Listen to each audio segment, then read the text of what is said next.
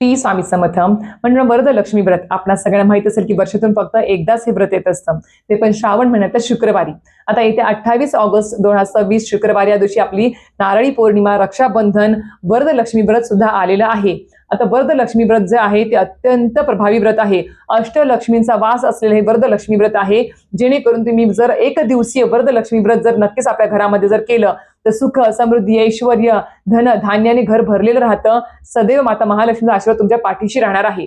आता वरदलक्ष्मी व्रत करत असताना एक दिवसीय आपल्याला पूजा मांडणी कशा पद्धतीने करायचं आहे, साहित्य काय लागणार आहेत, संकल्प कशा पद्धतीने सोडायचा आहे, दिवसभर उपवास कसा करायचा आहे, सेवा काय काय करायच्या आहेत वरदलक्ष्मी व्रताच्या सोबत आपल्याला संध्याकाळी नैवेद्य दाखवताना नैवेद्य काय असायला पाहिजे, उद्यापन कशा पद्धतीने करावं, कारण की वरदलक्ष्मी व्रत हे एक दिवसीयच असतं.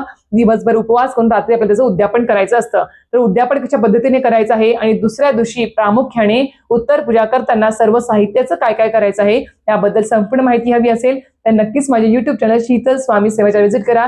तर संपूर्ण पूजा मांडणीचा संपूर्ण माहितीचा व्हिडिओ आलेला आहे, नक्कीच व्हिजिट करा. लिंक तुम्हाला खाली भेटून जाईल. धन्यवाद. श्री स्वामी समर्थ.